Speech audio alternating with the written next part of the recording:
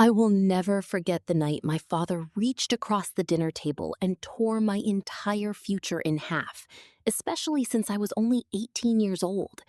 The acceptance letter I had waited 4 years for sat between the mashed potatoes and the gravy boat, and by the end of that meal, it was two ragged pieces beside my plate. My father said no daughter of his wasted money on school, while my mother stared at her lap, and my whole family just let it happen. But my father did not know about the one thing my grandmother had been holding quietly all along. What she slid across that table 2 weeks later is why I am sharing this with you. Welcome back to Calm Drama Stories, where quiet women win the loudest battles without ever raising their voices. If you have ever felt completely undervalued by your own family, or if they underestimated what you were capable of achieving, then this story is dedicated to you. Let me know your thoughts in the comments, and do not forget to subscribe. We lived in the tall white farmhouse my grandfather built at the end of Miller Road, and absolutely everything in that house had a strict place. The coats in the hallway hung left to right by height. The fine plates only came down twice a year, and the long dinner table sat 8 people, even though there were only 5 of us.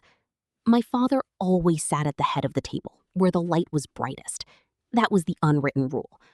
I was always relegated to wherever there was room to be useful, carrying dishes and refilling water before anyone could even ask. Whenever my parents began to argue, I was always the one who would quickly toss a small joke between them, desperate to diffuse the tension, like placing a delicate plate on the table. I had been doing it for so long that it became second nature. At the far end of the table sat my 78-year-old grandmother, Margaret Hartwell, whom we all called Mimi. Her spine was as straight as a fence post, and she always ate slowly, rarely speaking. My father talked right over her, treating her like a radio playing in another room. I used to wonder why she chose that cold, distant seat, farthest from him, thinking she just liked the window. It took me years to realize she never needed to sit at the head of the table to own the entire room. She was just waiting, though I had no idea for what. The acceptance letter arrived on a rainy Tuesday in April, and I stood by the mailbox reading it 4 separate times before I finally let myself believe it was real. I had won a full engineering scholarship to a university 300 miles away, home to a robotics lab I had dreamed about for years. I had achieved this completely on my own. Because our home computer was strictly reserved for my father's work and my brother's video games, I had to fill out every application at the local public library after school. I drafted my essays in a cheap notebook first, then typed them up in frantic 40-minute sessions before the doors closed. I hid my dream like a fragile creature, terrified someone would crush it. Nobody knew I had even applied, and standing there, I did not feel pride. It was a fragile, desperate kind of hope that sparked in my chest, a belief that this letter would finally make my father proud of me. I pictured the moment so clearly. I would casually place the letter on the table, he would read it, and I would watch his expression soften. He would see that the daughter who cleared the dishes had built a future out of nothing. I had spent 18 long years trying to make myself small and perfect just to earn a single look of approval, and I foolishly believed this paper could buy it. I slipped the letter into my pocket and walked home past the empty fields, practicing my delivery. I had no clue I was carrying the very last hopeful version of myself. I waited until everyone was seated and the platters of food were moving around the table. My mother had prepared pot roast, my father's favorite meal, and I desperately tried to convince myself that this was a good omen. My brother Cole was rambling about some truck he wanted, while Mimi calmly sliced her carrots into perfect uniform squares. With my heart hammering in my chest, I reached into my pocket, pulled out the letter, and set it right next to my father's plate. I told them I had some news, keeping my voice surprisingly steady. I explained that I had applied to the State University for engineering. He just kept chewing, refusing to look up. I quickly added that it was a full scholarship, covering housing and tuition, meaning it would not cost them a single penny. My mother's fork froze mid-air, and Cole glanced between my father and me, instantly sensing a storm brewing. Slowly putting down his utensil, my father picked up the paper and scanned the words. I watched his eyes track across the page, and for one brief second, I actually believed I saw a flicker of pride in his expression. But then his jaw tightened, and he flipped the page over as if searching for some hidden trick. Engineering, he muttered with pure disdain, noting it was 300 miles away. I pleaded that it was a full ride and that I had earned it. Mimi had gone completely still at her end of the table, her carrots forgotten. My mother softly whispered his name. Roy. But he just raised the letter between two fingers, and the tension in the room became suffocating. A dark expression settled over my father's face as he sat there, definitely not smiling.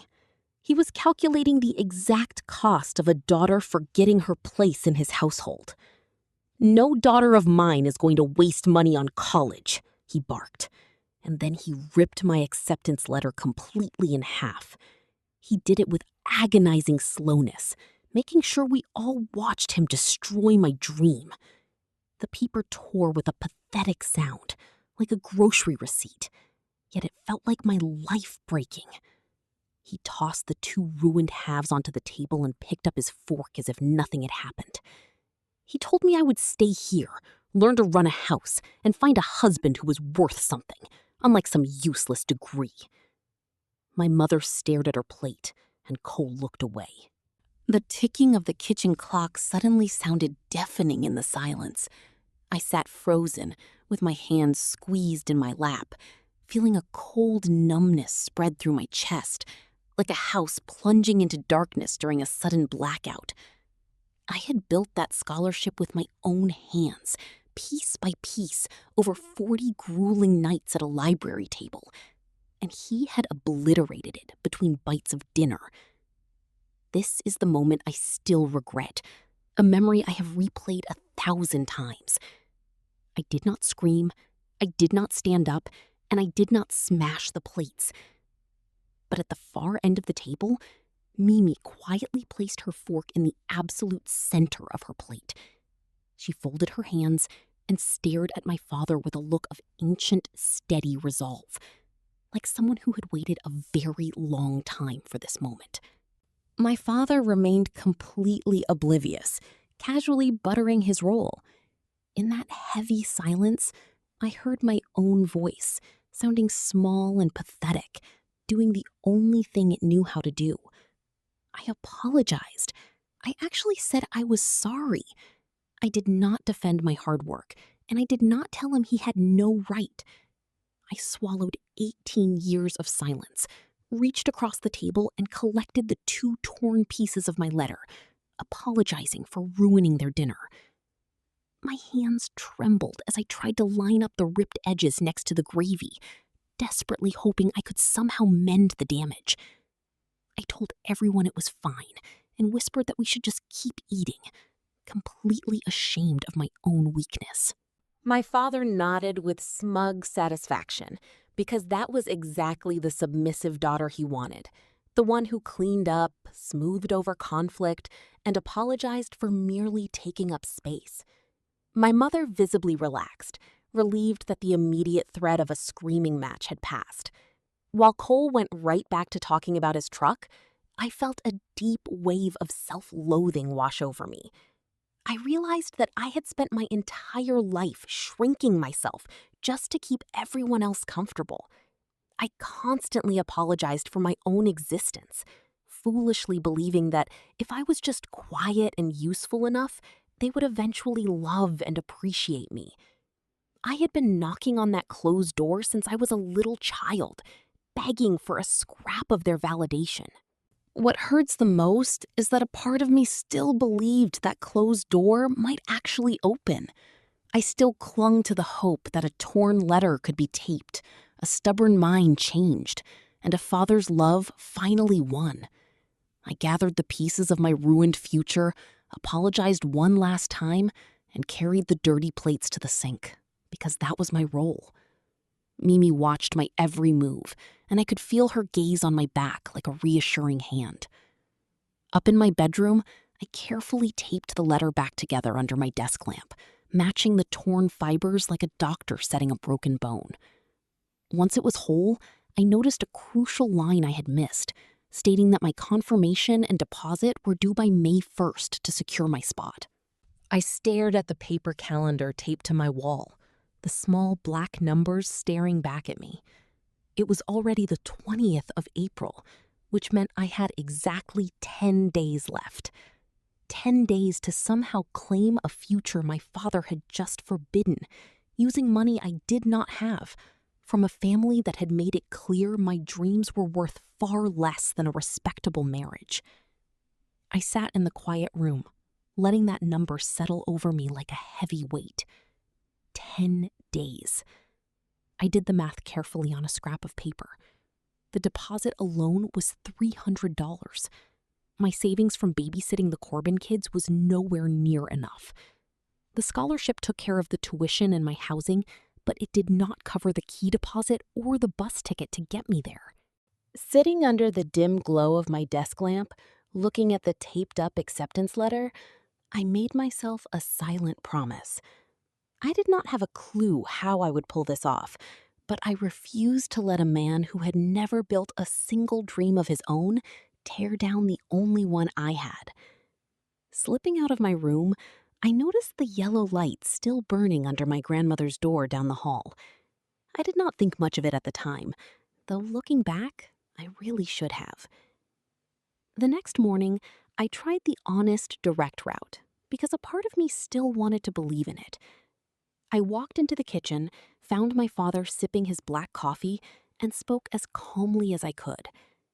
I told him I would pay for everything myself, get a part-time job, and not ask him for a single cent if he'd just let me go. My father did not even look up from his mug, just let out a dry laugh and told me that college does not teach a girl how to cook a decent pot roast. He almost smiled, as if we were both sharing some private joke. Then he asked why I wanted to waste 4 years chasing some boys' club engineering degree, calling it a fantasy instead of a real plan. I looked over at my mother, standing by the hot stove, hoping for a lifeline. I whispered her name, putting all my hope into that single word. But she just turned back to her frying eggs. She told me my father knew what was best and was only trying to protect me. That was the exact second my world cracked. It was not my father who hurt me. I expected that from him. But my mother, who chose to guard his cage. Seeing that he had completely won the argument, my father delivered the threat that would haunt me for weeks. He tapped the kitchen table once and told me that if I ever mentioned that school again, I could find another roof to sleep under. He said it so casually, like he was just predicting an afternoon shower. Then he stood up, finished his coffee, and walked out to his shop, leaving me stranded in the quiet kitchen. But I did not just sit there crying. That very afternoon, I marched into town and filled out job applications at the local diner, the grocery store on Route 9, and the hardware store. I asked Mr. Pell at the hardware counter if he could hire me immediately, pay me under the table in cash, and give me as many hours as a high school senior could handle. I ended up at the library, staring at a yellow legal pad as I did the actual brutal math. The enrollment deposit was due by May 1st. Even if I landed a full-time job immediately, it would take a month of minimum wage labor to save that much, and I only had 10 days. I even looked into a small personal loan, but an 18-year-old with zero credit history and no cosigner learns fast how the world works. Banks do not lend money to a teenage girl when her own father refuses to sign. Every single thing of value in my life was under his roof, in his name. I had only $311 in my savings, and a bright future that cost far more than that just to hold on to. When you have no assets and no time, you are not stupid. You are just cornered. I walked back home in the dark, passing the empty fields, And for the first time, I let myself believe the worst. Maybe I was going to lose this chance, and the acceptance letter would just stay hidden in my drawer, a painful souvenir of the year I almost escaped. But that night, my grandmother knocked on my bedroom door. She came in holding 2 steaming cups of tea, something she had never done before, and sat on the edge of my mattress like it was a regular habit. She told me I was being much quieter than usual, which meant a lot coming from her. I gave her my usual reflex answer, telling her I was fine, but she just handed me a cup and waited. Her quiet waiting wore me down, so I ended up telling her everything about State University, the robotics lab, and why structural engineering meant so much to me. I explained how the numbers in a bridge or a support beam felt like the only honest language in a house where nobody ever spoke the truth. I fully expected her to just pat my hand and nod politely. Instead, her eyes grew sharp, shining with genuine curiosity as she asked me a specific question about load and structural stress. It was the kind of question only someone who had once wanted to know those answers would ask. We ended up talking for a whole hour, and when she asked for the exact deposit amount and the deadline, I answered without thinking, because she was actually listening. She listened to every figure and deadline like a woman systematically filing crucial information away for later. As she got up to leave, she paused by my bedroom door and looked back at me.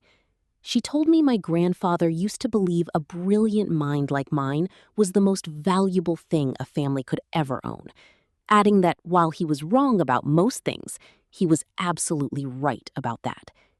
She said goodnight, leaving me there with a cold cup of tea and a strange feeling I could not quite put into words. In the days that followed, I began noticing details about her that I had always ignored. Every Thursday, she would put on her best coat and say she was going into town to visit an old friend. Nobody questioned it, but now my eyes were wide open. The next Thursday, while walking home from another hopeless, dead-end job hunt, I spotted my grandmother coming out of a small brick building on 2nd Street. The gold lettering on the glass door read Alvarez Law. She was clutching a thick, cream-colored envelope, the heavy kind meant for legal documents, pressing it tightly to her chest like a shield. I ducked behind a parked pickup truck so she wouldn't see me. I watched my 78-year-old grandmother, a woman who supposedly had no money and no power at our dinner table, slide that legal envelope into her purse and walk toward the bus stop with her shoulders held high. Suddenly, I realized I had completely misread her and our entire family dynamic. I kept quiet because I had no idea what to even ask. Watching her across the dining table that evening, I saw my grandmother in a completely different light. While my father ranted about his machine shop, the land, and how my brother Cole would inherit everything because that was tradition, she just quietly sliced her carrots into perfect squares. My mind kept flashing back to that heavy envelope from Alvarez Law and how she had clutched it. I did not know what she was planning, but I could feel a massive shift coming, the way you can feel a storm brewing on the horizon.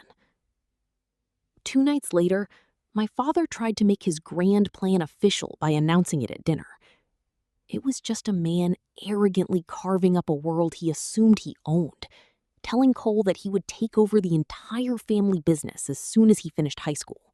He told Cole to learn the business from the ground up, promising that the shop, the land, and the house would all belong to him one day. My 15-year-old brother was mostly focused on his dinner, but he sat up straighter, feeling the weight of the gift. The words bruised me, laying out a future decided by a man who never once asked what I wanted. I had not failed. I was simply born a girl. My father was not trying to be cruel, which is what outsiders never understand. He honestly believed he was just describing the natural order of things, like water running downhill. To him, sons were meant to build, while daughters were meant to serve. He saw spending money on a boy as an investment, while money spent on a girl was just washed down the drain. It had never crossed my father's mind to wonder why his mother's name, not his own, was on every important legal document for this property. He was completely blind to that reality, and honestly, so was I at the time. But as my grandmother sat at the cold end of the dining table, she looked up at him while he divided a kingdom that was never actually his to give. I saw something shift in her gaze, a deep, calculating patience. Underneath it was a tiny trace of something resembling a knowing smile. She quietly went back to eating her carrots without saying a word. On the outside, I played my part, clearing the dishes and forcing lighthearted jokes. But inside, my world was splitting wide open. During those long, dark nights, I lay wide awake, doing a desperate kind of arithmetic that never came out right. 8 days left, then 7. That taped-together letter in my drawer felt like a ticking bomb. On the 6th day, my mother found me sobbing into a folded towel in the laundry room. Instead of holding me, she sighed the sigh of a woman inconvenienced by my grief. She told me I was making my father miserable, all over some school. I just stared at her. He had shredded my future, but she said I had upset the whole house. She didn't care about my pain, only what my wanting had cost the men in our family. My mother had spent her whole life keeping the peace too. I understood that even then. My mother had swallowed her own desires for so long that she probably forgot she ever had them. Now, she was actively guarding the very cage she was locked in. A bird that forgets it has wings will always fight to keep others grounded. I loved her, and that was the truly heartbreaking part of it all. I loved her, but I finally had to accept that she was never going to save me. No one in this house was going to save me. The safety net I had secretly counted on was completely imaginary. I quietly folded the laundry towel, looked her in the eyes, and told her it was okay. Then I went straight upstairs, got down on my knees, and dragged my dusty old suitcase out from the back of my closet. I was packing to run away, and I want to be very clear about that. I was not planning to sneak out in the middle of the night like a coward. I packed because my father had told me I could find my own roof, and some cold, clear part of my mind had finally started to believe him. A woman who might have to leave a room should always be prepared to actually leave it. I packed 2 pairs of jeans, my one good sweater, and a used physics textbook I had secretly bought. My university acceptance letter was taped safely inside the front cover where it would not get bent. I added socks, underwear, and a small photo of my grandfather I had taken from the hallway since no one would ever miss it. I folded every single item with methodical precision, like my grandmother cutting carrots, before sliding the bag deep under my bed into the shadows. Lying down on top of my blankets, I felt a sensation I had never experienced in my 18 years of living under that roof. It was not hope. Hope was that fragile, foolish thing that had died right beside the ruined pot roast. This feeling was much harder and cleaner than hope. It was pure readiness. It was the absolute certainty that whatever happened at the end of these 10 days, I would not be caught off guard or begging. My future was now tucked inside a bag under my bed, taped, folded, and completely mine. If the moment came where I had to choose between this house and my dream, I wouldn't waste a single second packing. I had no idea that moment would hit us at the dinner table, or that my grandmother had been packing a secret of her own for months. My suitcase was completely ready, and for the first time in my life, so was I. 2 days later, my grandmother accidentally saw it. I had not meant for her to find it, but she came into my bedroom to return a book and caught sight of the corner. Just a sliver of that hard blue plastic shell was peeking out from the shadows beneath my mattress. She stared down at it for what felt like an eternity. I immediately braced myself for a massive lecture, the usual guilt trip about what this would do to my mother. But it never came. Instead, she sat down gently on the edge of my bed. completely quiet for a long moment. Then she looked at me and said something I will carry with me forever. She simply said, "Good. A woman should always be able to leave a room." Without asking, she reached down and pushed the suitcase deeper into the darkness so it was hidden. Straightening up, she locked her sharp, knowing eyes onto mine. "My own mother could never leave," she told me quietly. She explained that her mother had spent 40 years in a house that treated her like she was nothing but a pair of hands, dying there, still believing their lies. She smoothed down her skirt. "I made myself a promise decades ago that no woman in this family would ever be trapped like that again," she said. "It has taken my entire life to keep that promise, but I am so close now." When I asked her what she meant, she just patted my knee and stood up. She told me to keep my bag packed, but to also keep my seat at that dinner table a little longer. She told me there was something she wanted me to see, and then she walked out. I stayed awake for hours, wondering what a quiet, elderly woman could possibly show me after I had already lost everything. With only 4 days left, I decided to make one final, honest attempt at a conversation, because that was still who I was. I mapped out my entire argument on a single sheet of paper. The scholarship would cover 90%, and the deposit was only $300, which was fully refundable if I had to withdraw. An entry-level engineer salary was more than my father made in his shop in a whole year. After dinner, I set the paper in front of him and calmly said, "Dad, I am not asking you to pay. I am just asking you to let me go. Just look at the numbers." My father picked up my carefully drafted paper and actually read it. For a split second, I held my breath, hoping the cold math might achieve what my tears never could. But then he laughed. It was not a cruel laugh, but rather a dismissive chuckle, the kind you give a toddler who has built a shaky tower out of wooden blocks. "A female engineer?" he scoffed, shaking his head as he slid my paper back to my side of the table. He told me I would be the laughingstock of every single job site in the state, that they would eat me alive and leave me broke, humiliated, and too old to find a decent husband. He spoke with genuine concern. In his mind, he was saving me from a cliff, which made it so much worse, because you cannot reason with a man who mistakes control for love. I quietly took my paper back, folded it in half, and whispered, "Okay, Dad." Going upstairs, I slid that useless sheet into my suitcase, fully aware that I had knocked on the final door and found it carved from solid stone. With only 2 days remaining, I sat on my bed with my cheap cell phone, staring at the university admissions number. I had resolved to withdraw my acceptance with dignity, rather than let my spot simply expire in silence. I planned to tell them I could not confirm, maybe ask in a tiny voice if they could extend the deadline, even though I knew the answer was no. My hands were freezing. I dialed, reaching the automated menu that told me to press 1 for admissions, and I just froze with my thumb hovering over the key, listening to their hold music. Staring at the phone, my grandmother's words echoed in my head. She had told me to keep my seat at the table just a little longer because she had something to show me. I had absolutely no logical reason to trust her. Every single person under this roof had failed me.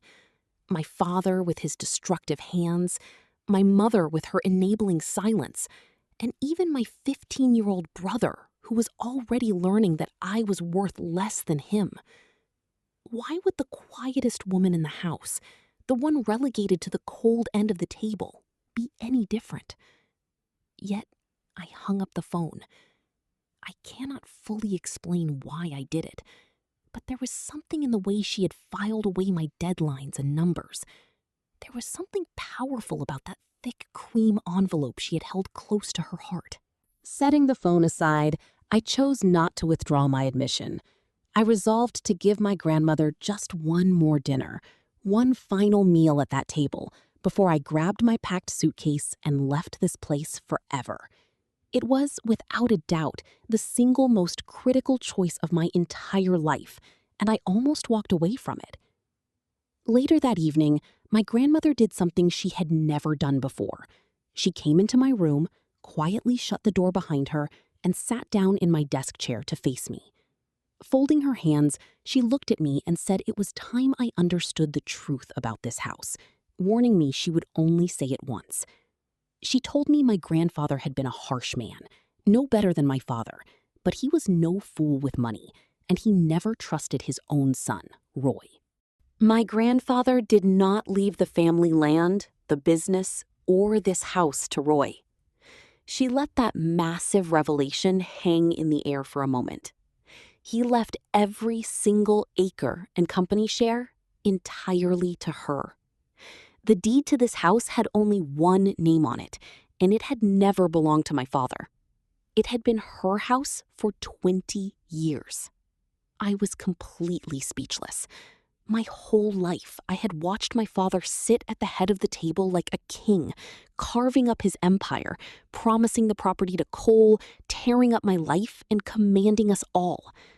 I finally whispered that he acted like he owned everything and made all the decisions.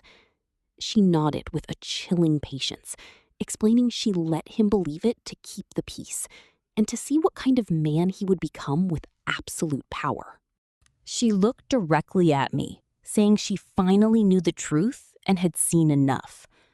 Down the hallway, I could hear my father laughing at some television show, completely comfortable and secure, acting like the undisputed master of a home that had never actually belonged to him for a single day.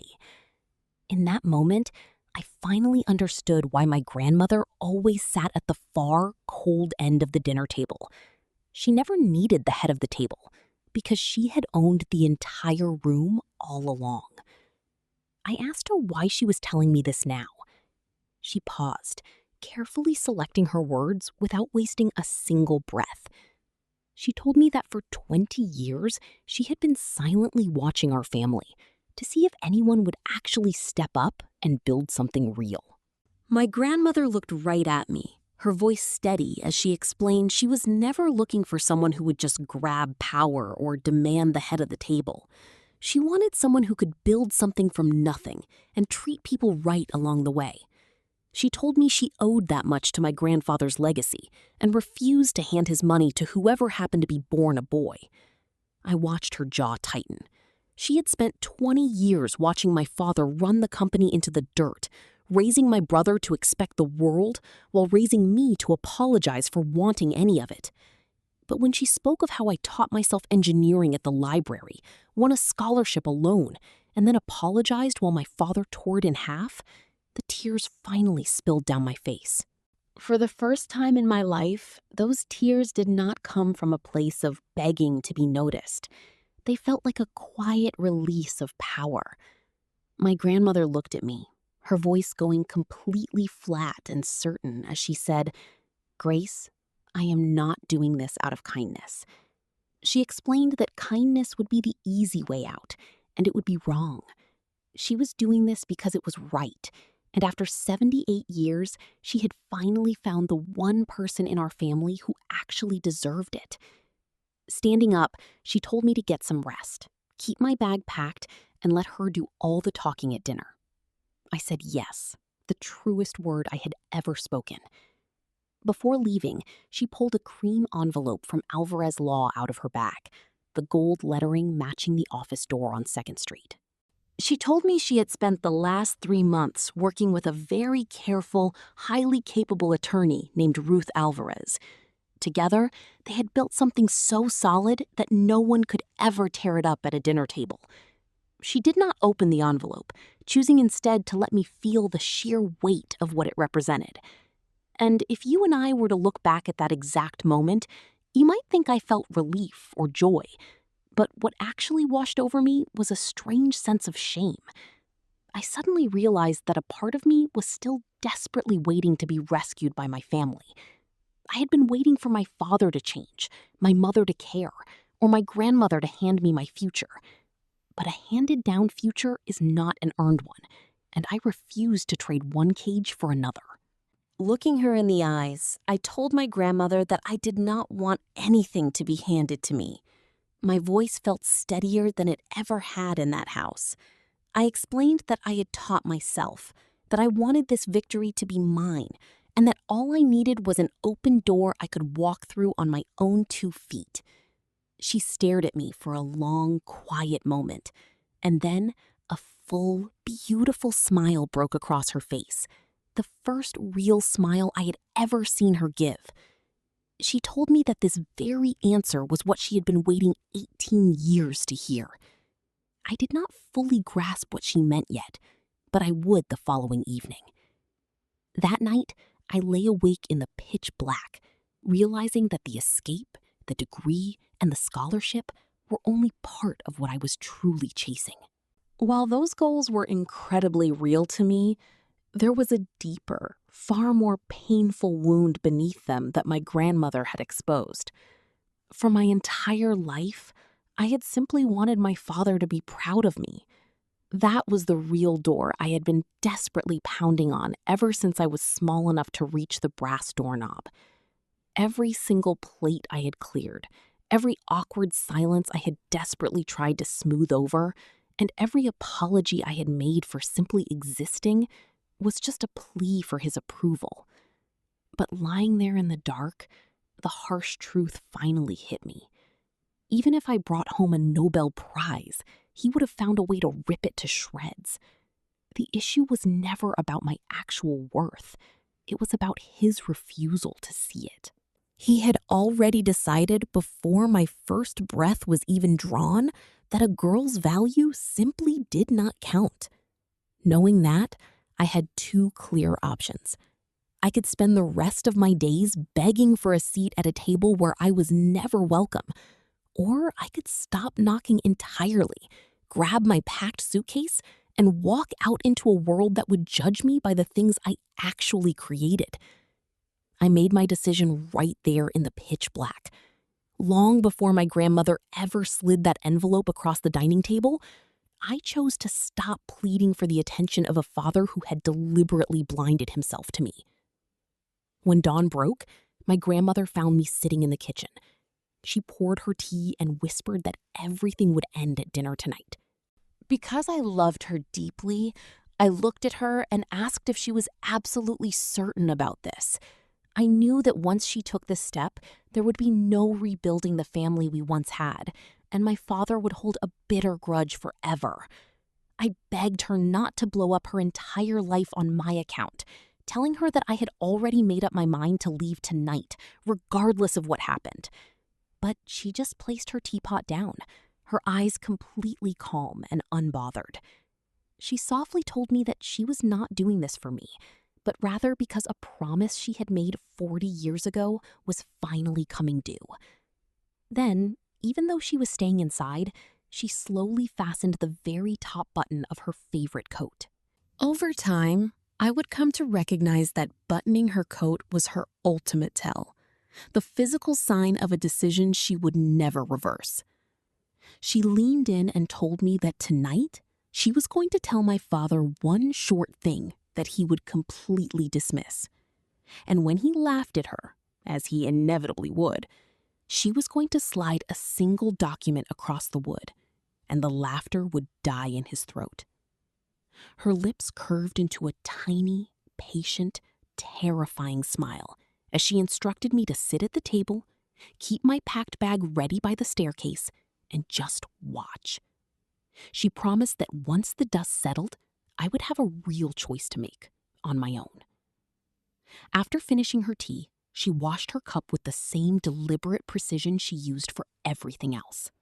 Time slowed to an absolute crawl as I drifted through the day in an eerie, peaceful state, like someone who had made her choice and was just waiting for reality to align. Slipping my suitcase downstairs when the halls were empty, I tucked it safely behind the wooden coat rack near the door. Later, my father arrived home from the family workshop, boisterous and confident, behaving like the king of his own tiny empire. He clapped my brother Cole on the shoulder and declared that this boy would run the entire operation one day. Cole beamed with pride. then turned to me and mindlessly repeated the family line, suggesting I could keep the books because girls have neat handwriting. He was only 15 after all. My little brother had no idea he was merely parroting a heavy societal machine that had been grinding away for generations. You and I can probably recognize how easily these toxic cycles get passed down. Watching my brother mimic my father, who in turn was just mimicking his own dad, the pattern was clear. My father was not some uniquely evil monster. He was simply riding an invisible conveyor belt, passing down a poisoned inheritance. It did not excuse his cruelty. Nothing could ever justify him ripping up my scholarship. But understanding this freed me from my own hatred. Meanwhile, my mother set the table for 5, completely oblivious to the fact that I paid the property taxes in her name. At exactly 6 o'clock, the 5 of us gathered for dinner, taking our designated seats. My father claimed the head, my mother sat to his right, my brother Cole sat across. I was shoved wherever, and my grandmother sat quietly at the cold end of the table near the window, her back perfectly straight. My father was in a boasting mood, carving the chicken and talking loudly. Naturally, halfway through, he turned his attention to me. He announced to everyone that I was still sulking over my little college fantasy, spearing a potato to emphasize his point. He pointed his fork at me, claiming that within 1 year I would be thanking him for doing me a favor. But then, at the far end of the table, my grandmother quietly set her fork down. Just like she had 2 weeks prior, my grandmother placed her fork down slowly and precisely in the dead center of her plate.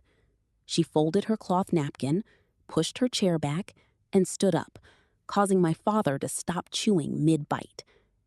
In a heavy, suffocating silence, she reached for her favorite coat hanging on the chair, put it on, and began fastening it from the bottom up, one single button at a time.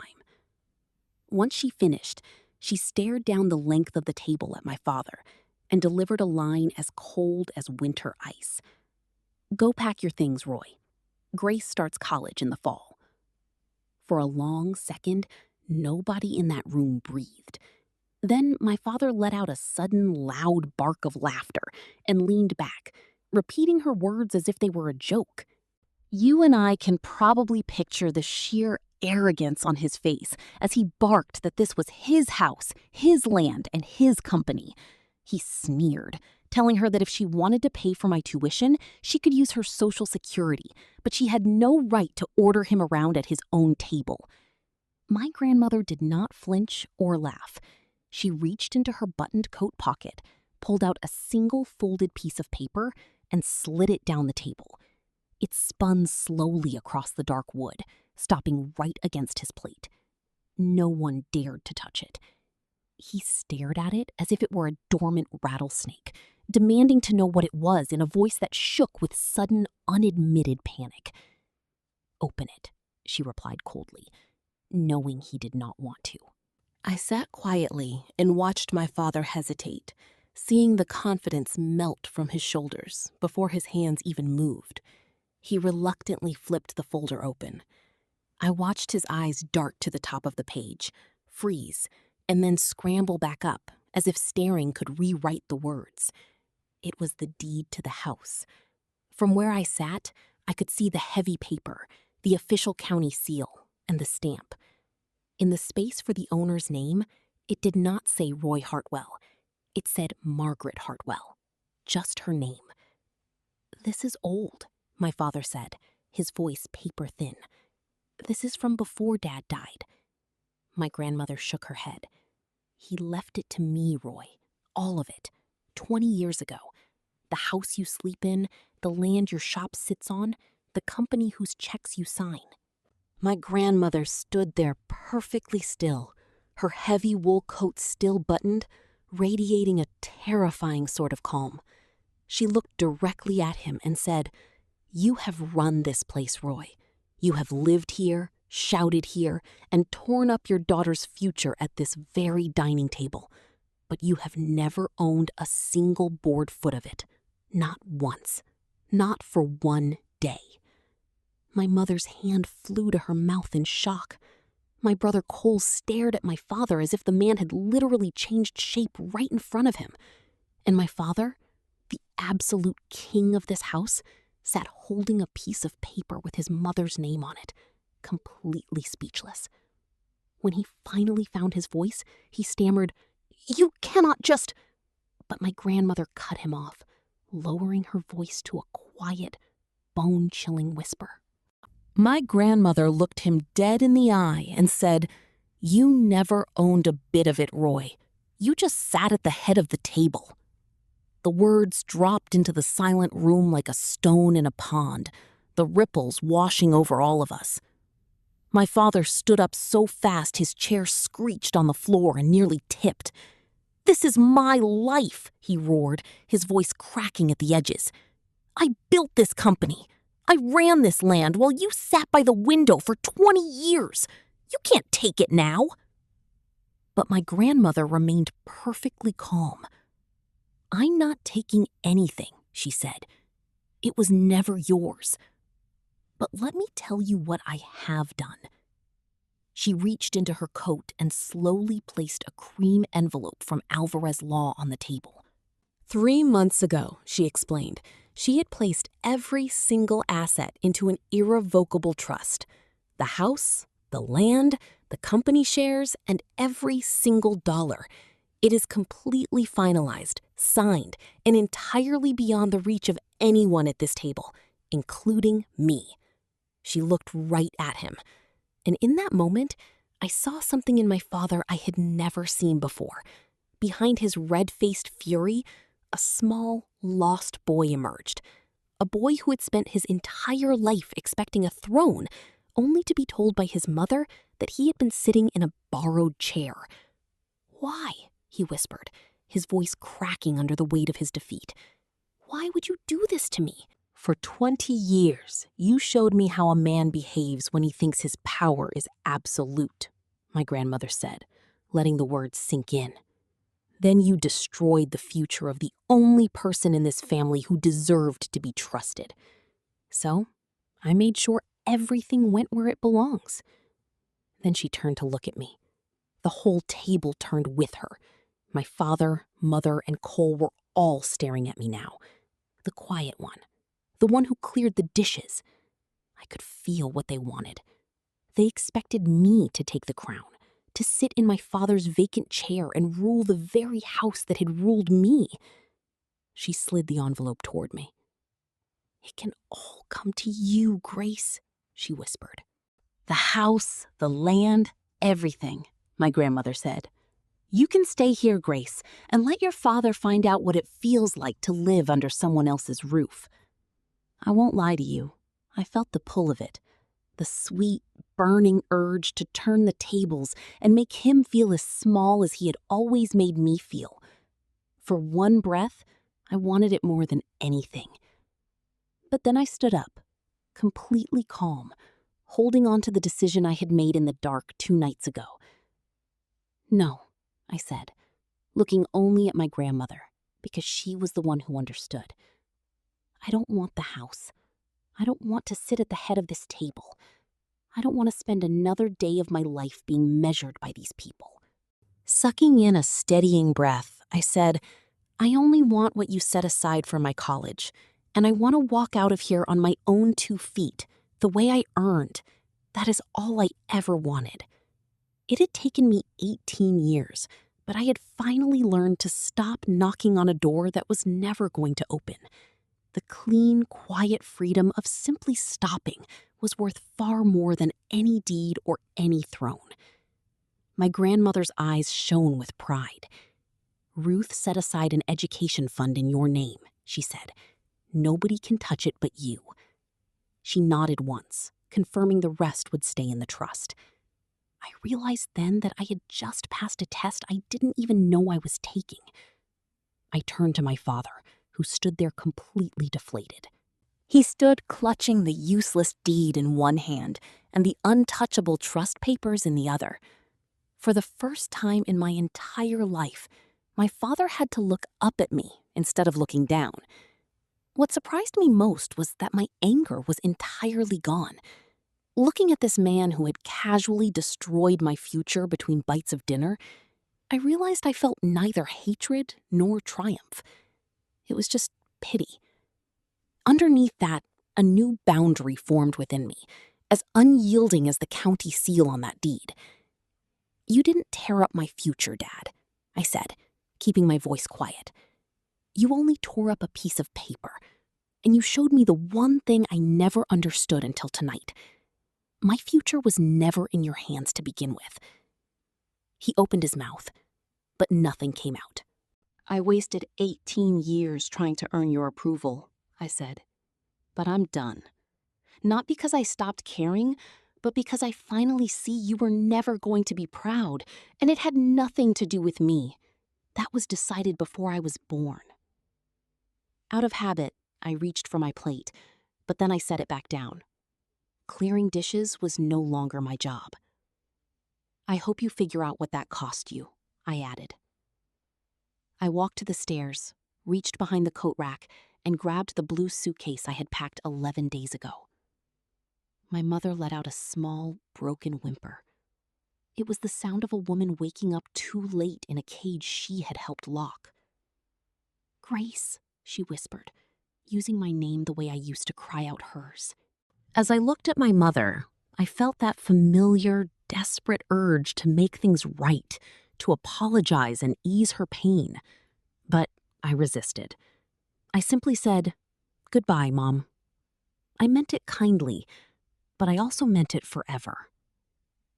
My grandmother walked me to the front door. In the entry hall, beneath the row of coats arranged strictly by height, she gently stopped me. She reached up with steady hands and buttoned the top of my jacket, just as she had buttoned her own coat at the table. My own hands, I realized, had finally stopped shaking. "There," she said, smoothing my collar. "Now you're ready." Tears spilled over, but they weren't the old, desperate tears of a begging child. "Come with me," I pleaded. "You don't have to stay." Gently shaking her head, she smiled and said, "This is still my house, Grace. I will decide what happens under this roof now, and I fully intend to enjoy it." There it was, the briefest spark of that sharp, patient humor she had kept hidden at her end of the table for 20 years. "You go build your bridges, Grace. Call me every Sunday. Tell me about your classes and all your stress." She placed her hand tenderly on my cheek. "A mind like yours is the most valuable thing this family will ever own. Your grandfather knew it, and now you know it too." I hugged her tightly with an intensity that was never allowed in that cold house, and she held me back with surprising strength. Then she opened the door. Outside, the evening air was cool and blue, the distant fields turning gold at the edges as the world waited, like a question I finally knew how to answer. Lifting my suitcase, I stepped over the threshold. For the first time in 18 years, I didn't turn around to see if anyone noticed my departure. That fall, I started college exactly as my grandmother promised. I secured my scholarship 2 days before the deadline, using the education fund Ruth Alvarez had established in my name. I rode a bus for 300 miles with just my blue suitcase and a taped-together acceptance letter in my pocket. My dorm was small, noisy, and packed with people who had no idea I had ever been the quiet girl sitting at the cold end of a family table. Once I got into the robotics lab, no one ever asked me to manage the books, clear off dirty dishes, or feel guilty for wanting to figure out how things held together. They just handed me the work, and I was good at it. As for my father, he didn't lose his empire, because it turned out he never actually had one. He still lives in the house on Miller Road, but only because my grandmother lets him stay on her terms, under her roof and at her table. I'm told he still sits at the head of it, out of sheer habit, though everyone there knows exactly what that seat is worth. My mother and I speak occasionally, keeping a careful distance, And Cole even called me during my junior year to ask what engineering was like. I kept my promise. Every Sunday, I called my grandmother to talk about my heavy workload and stress. She listened in her quiet, deliberate way, storing it away like someone who finally got to arrange her home after 40 years. Today, I am an engineer. I build bridges now, which she finds hilarious. She always jokes that she spent 18 years being a bridge for a family that could not cross to save its life. At 91, she still sits at the cold end of the table and runs the family company. Over the years, she quietly brought me in to help rebuild the things my father let fall apart. The world hasn't changed, though. Somewhere tonight, a father is deciding his daughter's dreams are a waste of money, and nothing I do will stop him. I realize now that the toxic family machine is older than my grandfather, and it will outlive me. But it does not run through my veins anymore. My grandmother reached back across 40 years of silence and broke one heavy link of that chain, just for me.